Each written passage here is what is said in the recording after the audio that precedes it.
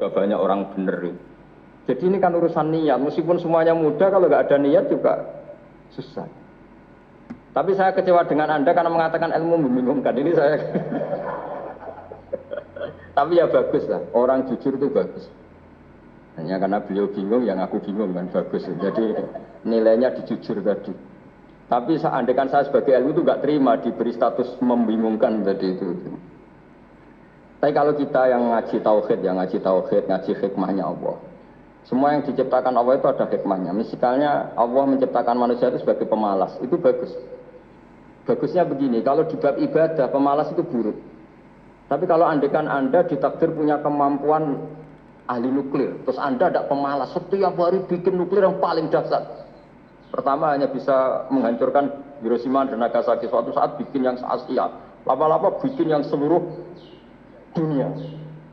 Lama-lama saking cerdasnya, pertama butuh bahan besar, lama-lama hanya kecil. Ribet kan? Barokahnya pemalas.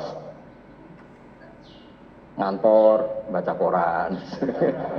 Ngantor, ngerumpi. Sehingga yang bagian nangani nuklir itu tidak pinter-pinter banget. Itu bahaya tuh kalau pinter banget itu, karena efeknya itu.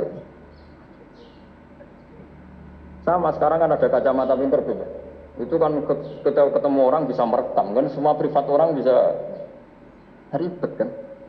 Nah agama itu ngatur yang halal ya biar halal. Misalnya begini, ada orang ke Mars atau ke bulan, kita katakan pinter dalam konteks menjelajah alam.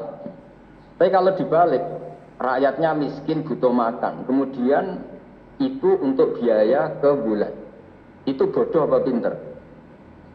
Membiarkan masyarakatnya lapar karena biayanya dipakai naik ke bulan, itu pinter apa bodoh?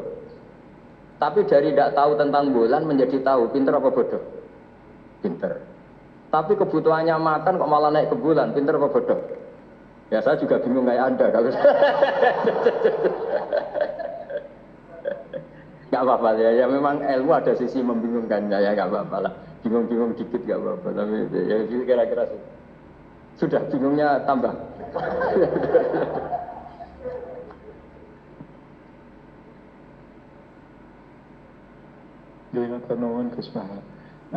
Berikutnya monggo Mas Afif nih, Afif Khairul Hidayat. Oh itu yang undang malah Pak.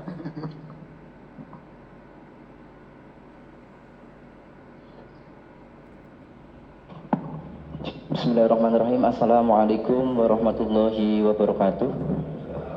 Terima kasih atas kesempatannya. Gus Baha izin bertanya, bagaimana cara paling efektif membendung pemikiran-pemikiran neo-khawarij di lingkungan kampus? Matur suwun. Wassalamualaikum warahmatullahi wabarakatuh.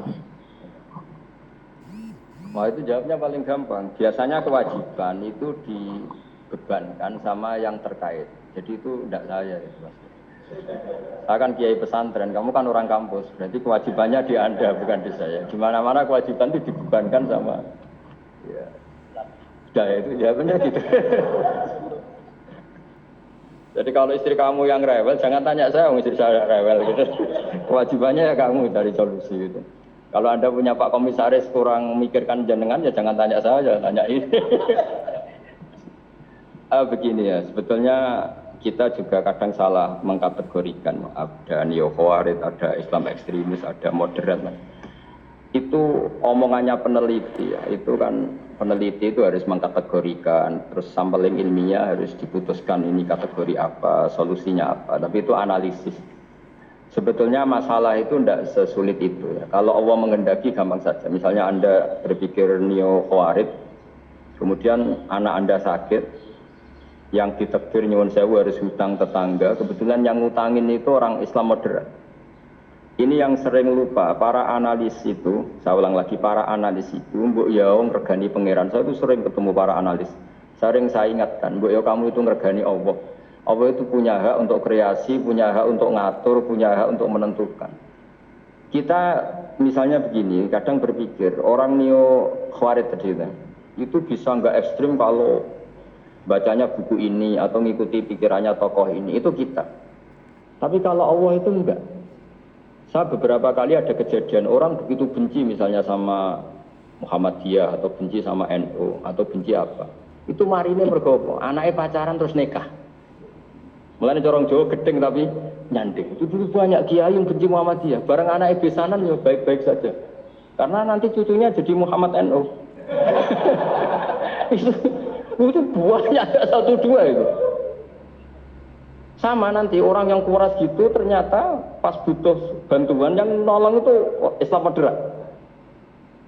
Akhirnya kan karena Al-Insan Abdul Ihsan itu ya respect. Jadi, nah tapi kita sebagai analis ngiranya kalau pikiran itu dilawan pikiran, tidak mesti juga. Jadi manusia itu segampang itu. Dulu yang namanya Abi Sufyan itu bencinya sama Nabi, Masya Allah juga sebaliknya. Tapi ketika Ummi Habibah jadi istrinya Nabi, itu kebencian yang penggemar Abi Sufyan dan Nabi cair. Itu juga Juwairiyah. Makanya ketika ada konflik besar antara kelompok-kelompok itu, karena mereka sebagian sudah jadi istrinya Nabi itu mereka bilang asharu Rasulullah SAW. Jadi konflik yang se ekstrem itu selesainya pakai besanan. Ashar itu besanan. Mau tukaran gimana? Mau benci Muhammadiyah gimana? Cucunya sekarang sudah Muhammad NU. Yang NU juga cucunya sekarang ya sudah. Akhirnya ya baik-baik saja. Jadi tidak udah ada solusinya. Kalau Allah sudah menghendaki nanti gampang saja. Sama jangan tanya. Lah kapan itu Gus? Yang sadar Tuhan kamu tanya ya tanya sama Allah. Jawabannya wallahu alam. Tapi saya mohon para analis jangan corong Jawa aja ngilani pangeran. Tuhan itu diberi hak untuk menyelesaikan karena banyak yang di luar dugaan. Wahsy itu menjadi mukmin justru setelah membunuh Hamzah. Khalid bin Walid menjadi mukmin justru setelah menang di perang Uhud. Tapi kalau Allah menghendaki segampang itu. Yaitu ketika Khalid bin Walid menang di perang Uhud karena sahabat melanggar perintah Nabi harus tetap di atas gunung sementara mereka melanggar turun ke gunung. Itu Khalid bin Walid itu, wah Muhammad itu luar biasa. Anak buahnya melanggar saja dikasih sanksi, apalagi kita. Ini berarti orang yang sangat diperhatikan oleh Tuhannya. Terus dia cara berpikir begitu. Akhirnya masuk Islam. Banyak orang masuk Islam itu malah pas menyembah Tuhannya, Tuhan berhala. Itu ada orang Arab, zaman Arab dulu. Pas mau nyembah berhalanya, pas ada luwak kencing di kepala berhala itu. Terus dia, aduh punya Tuhan kok gak keren, gimana? Terus masuk Islam. Jadi dia dapat hidayah pas keliru. Kalau dalam cerita kewalian ya Sunan Kalijogo itu, dia jadi muridnya Sunan Bonang. Kenalan pertama karena begal Sunan Bonang. Pas begal malah jadi murid. Jadi kalau Allah itu punya sekian cara. Kadang kiai itu gak bisa mengislamkan orang, tapi banyak mahasiswa punya pacar non muslim itu yang islamkan pacarnya. Ribet kan kalau sudah mau apa coba itu memang. Ya sudah, Allah itu diberi hak untuk Allah sebagai Tuhan itu tidak usah.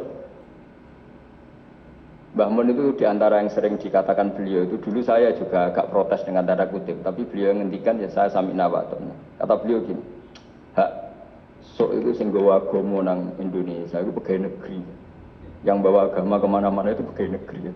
Nah, sempat protes. Lah santri bah, mau santri karuan mau santri. Tapi setelah saya jadi kiai, ya bebas setelah saya jadi kiai. Ini kan sudah jadi kiai betul, sudah jadi kiai betul. Tanpa SK loh. Kalau komisaris pakai SK, kalau kiai itu nggak usah SK. Setelah saya jadi kiai itu sering ada tamu dokter, ada tamu tentara, ada tamu pegawai-pegawai negeri. Itu bilang, saya ini dokter, karena saya dokter. Kadang datang di pedalaman Papua, NTT itu kan atas nama dokter, yaitu di puskesmas desa-desa tertinggal. Karena mereka muslim berkebutuhan Islam, yaitu ada sholat, ada masjid, ada akhirnya dibikinkan. Dan orang ke sana, orang di sana yang mau apa coba? Wong itu negara. Coba kalau yang datang kita sebagai kiai, dianggap misionaris kan? Artinya begitu juga di Belanda, misalnya ada di New Zealand atau di Jerman. Saya punya banyak kawan yang dulu di kedutaan.